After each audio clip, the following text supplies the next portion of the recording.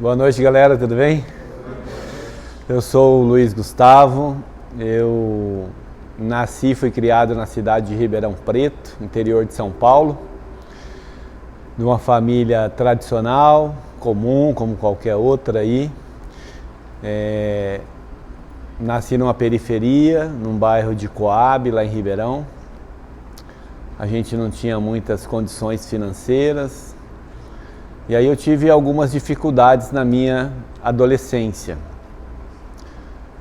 Minha mãe foi mãe solteira, hoje eu tenho 47 anos. E a minha mãe foi mãe solteira e começou a me criar sozinha. Conheceu o meu pai. Sabia que você ia fazer isso. Achei que já estavam dando tiro. Conheceu o meu pai, que me criou, mas não me contaram nada. E ele me registrou, tive mais duas irmãs, e aí a vida que toca. Mas eu já tinha algum transtorno. É que na minha época não tinha diagnóstico, né? Hoje eu sou diagnosticado como autista de alto rendimento. Meu filho é autista de 8 anos, tem o Gustavo Henrique aqui, que tem 16, não é autista. Fica em pé, Igor. Ele é meio autista também. Olha pra galera lá. A Cristiane é a psicóloga da unidade feminina. Nós temos duas unidades lá em Itapecerica da Serra, uma unidade masculina e uma unidade feminina para trabalhar com dependência química, que eu vou chegar lá. E aí, mas na minha época não tinha diagnóstico. Hoje tem diagnóstico para tudo, né? Mas na minha época o diagnóstico era capeta, demônio, leva essa criança para benzer, ele é atentado, ele precisa tomar um passe, alguma coisa desse tipo assim. Leva numa sessão de descarrego aí. Mas eu era muito agitado, né? Eu era uma criança fora dos padrões normais das outras crianças. E por isso eu apanhei muito do meu pai. Meu pai era um baianão que me batia um dia sim e o outro também. Não tinha diálogo, né? O diálogo era na pancada. E aí com 14 anos eu bato no filho da vizinha que sabia que ele não era meu pai. E ela falou, você é um marginal porque você não tem pai. Eu falei, como assim não tem pai, meu?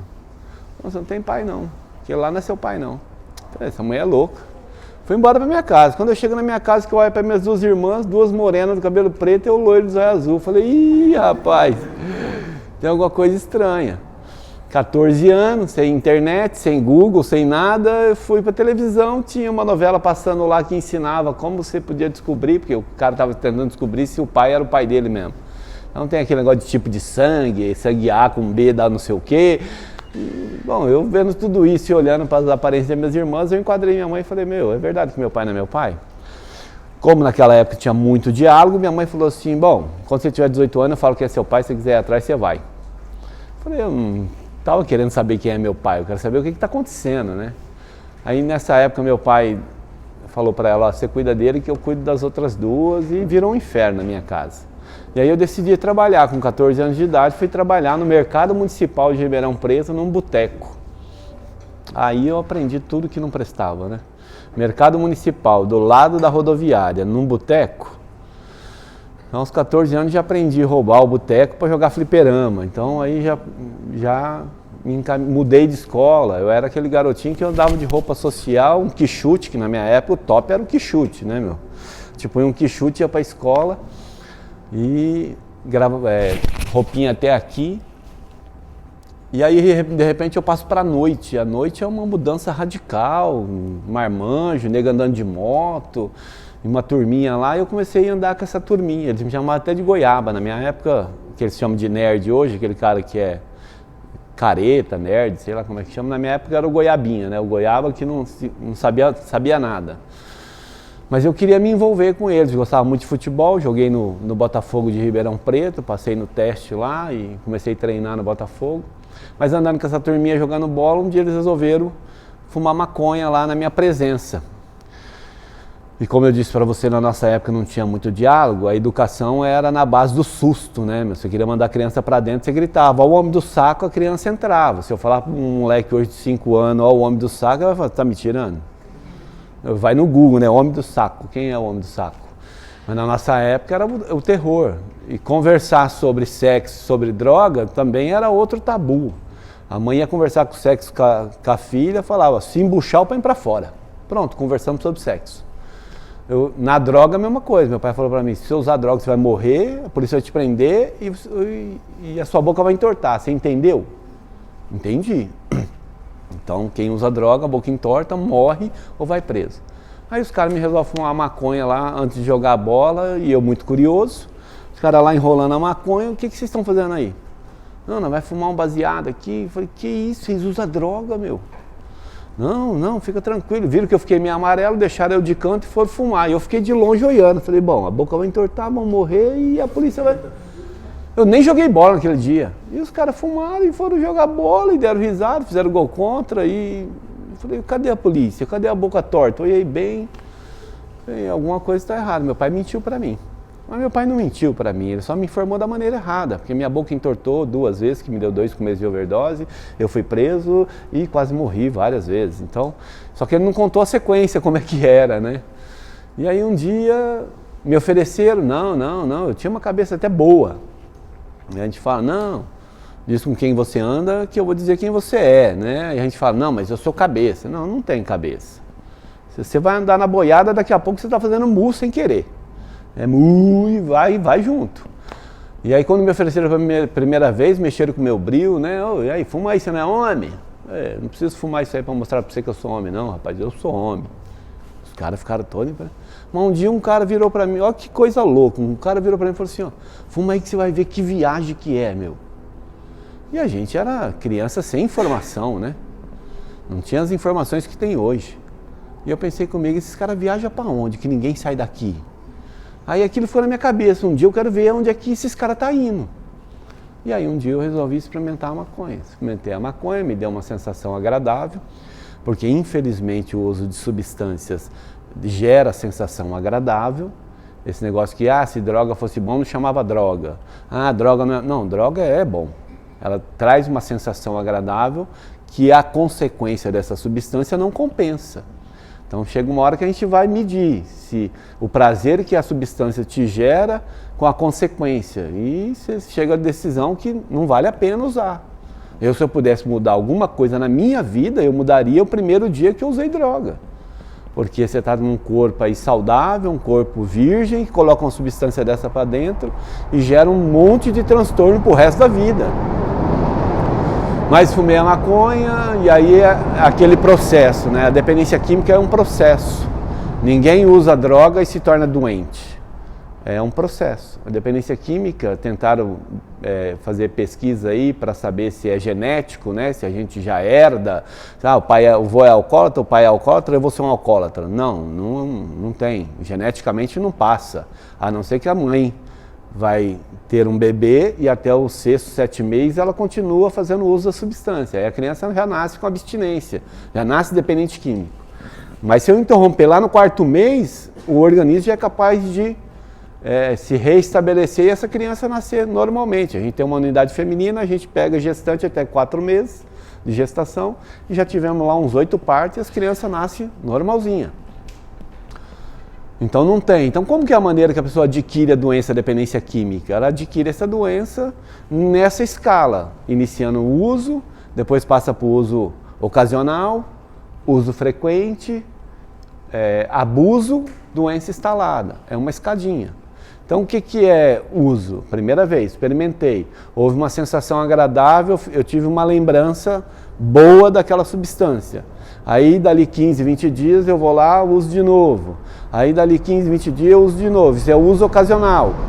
Aí vem o uso frequente, aí eu começo a colocar data, começo a colocar hora. Aí a gente começa já a entrar num processo de dependência química complicado, porque aí eu já começo a associar a droga a 3 coisas, a lugares, pessoas e problemas emocionais. Vocês ouvem essas músicas sertanejas aí? Ela já diz isso, né? Quando o cara é traído, quando a mulher vai embora, ele ficou bêbado, dormiu na praça, já está dizendo. Você tem um problema emocional, enche a cara, beba, usa substância. Então, nesse uso frequente, eu já começo a associar pessoas, lugares e situações. Então, o cara toda quarta-feira vai jogar bolinha, depois da bolinha tem a cerveja. Aí chega uma hora que ele chega lá já não para mais jogar bola, já por causa da cerveja. Pode até não ter o futebol, mas a cerveja tem que ter. Eu vou numa festa, bebo, vou numa festa, bebo, vou numa festa, bebo, vou numa festa, bebo, vou numa festa, bebo. Vou numa festa de criança, não tem bebida. Dou uma olhada lá na esquina para ver onde é que é o boteco mais perto, que em algum momento eu vou sair, vou tomar uma, ou já levo para a festa já a minha bebida, porque bebida e festa sem bebida não é festa. Já associei. Eu associei a pessoas. Eu tinha um grupinho de amigos. Todo mundo tem esse grupinho de amigos, aquele grupinho de amigos que quer chegar na faculdade, quer ser alguém na vida, quer revolucionar, quer mudar o governo, E tem aquele grupinho que fala, vamos zoar, que a vida é muito curta, depois vem esse negócio de mulher, filho, não, vamos zoar agora. Então tem esses dois grupinhos. Então quando eu queria zoar, eu ia nesse grupinho. Quando estava ruim na escola, eu ia lá no outro grupinho e falava, põe meu nome no trabalho aí, porque está meio azedo para mim aí nas notas. E aí, então a gente fica migrando. Conforme eu saio do uso frequente, que aí eu já associei também meus problemas emocionais, briguei com a minha mãe, briguei com meu pai, discuti com alguém, tá ruim no serviço, vou fumar maconha, vou beber, vou cheirar cocaína, eu já associei. Quando eu saio desse uso frequente, até aqui a pessoa de repente não precisa de uma internação, mas quando eu saio desse uso frequente e vou pro abuso já não tem dia, já não tem hora, já não tem. Meu time ganhou, vamos festejar, vamos usar. Meu time perdeu, tô triste, vamos usar. Ah, briguei com a minha mulher, vou usar. Minha mulher não brigou comigo, eu dou um jeito de brigar com ela para me usar. Porque eu já estou no abuso. Aí a doença instalada, aí eu já não faço outra coisa a não ser fazer uso da substância. Então na minha vida também foi a mesma coisa. Comecei na maconha, 14 anos, com 16 anos eu já estava usando de 8 a 10 cigarros de maconha por dia, porque o corpo cria algo chamado tolerância. E essa tolerância vai resistir na substância, então para mim ter o mesmo efeito eu tenho que aumentar a dose, eu tenho que diminuir o tempo de uso. O cara bebia uma cerveja e ficava alegre, hoje ele bebe uma caixa e não cai, porque o corpo já criou tolerância. O corpo cria tolerância para remédio, para droga, para qualquer substância. Aí a maconha já não virava mais, aí um amigo jogando bola ofereceu a cocaína. Nisso eu já tinha sido expulso do futebol, do Botafogo lá de Ribeirão, porque me pegaram fumando maconha em cima de um pé de árvore, me mandaram embora, que a tolerância era 0. Aí eu já tinha saído de alguns empregos, porque a droga já estava atrapalhando. Eu fui até o primeiro colegial sem repetir nenhum ano, melhor aluno, nunca fiquei de recuperação. E no primeiro ano eu fiquei 5 anos para passar do primeiro ano e não consegui passar do primeiro ano. Então a droga já começou a causar efeito social, que a gente diz. Eu já comecei a ter conflitos dentro de casa, aí veio a cocaína. Comecei a cheirar cocaína, no começo era a mesma coisa, de vez em quando, foi aumentando, chegou um ponto que cheirar cocaína já não andava mais, eu fui tomar droga injetável, fui usar cocaína injetável, usei uns 6 meses cocaína injetável, mas era muito sofrimento, Um dia eu me vi nu, pelado, na frente do espelho, todo vomitado, porque eu fui tomando e bebendo, me deu lá uma reação, um começo de overdose, eu vomitei, caí no chão, rolei no vômito, quando eu olhei no espelho aquilo foi assustador, falei, eu preciso parar, mas eu já não conseguia mais. Aí eu entro no exército, aí lá no exército me apresentaram a pedra de crack, aí eu fui usar crack. Aí 2 anos usando crack foi o suficiente para me jogar na rua. Porque até aí a minha família fazia de conta que não sabia. Tem um ditado que diz que a família é a última que fica sabendo, né? É que nem um marido traído, é o último que fica sabendo. Mas na verdade não, a família é a última que quer ver. Ela não quer enxergar. E eu costumo dizer que o grande vilão da gente é aquele vidrinho da maternidade. Aquele vidrinho da maternidade é terrível. Porque todo mundo que vai ver o filho lá pela primeira vez, da hora que dá uma olhada, que vê o gurizão lá, ou a guria lá, não pensa assim, fala, esse cara tem uma cara meio de malandro, hein? Vou ficar de olho nele, hein? Acho que vai virar um trombadinha. Tem cara de nóia essa criança aí, eu acho que vou fazer um curso de dependência química, porque se ele usar droga, eu vou saber. Não, a gente vai ser policial, vai ser bombeiro, vai ser o super-homem, a gente faz um monte de plano. E vai criar essa criança baseado naquele monte de plano que a gente fez. E quando alguma coisa dá errado, eu me nego a enxergar. Não é possível. Meu filho, não. Quando você vê uma mãe chorando lá num bandido que foi morto e dizendo, não, é meu filhinho, é porque ela acreditou mesmo que é o filhinho dela. Para a sociedade é um bandido maloqueiro que tem que morrer.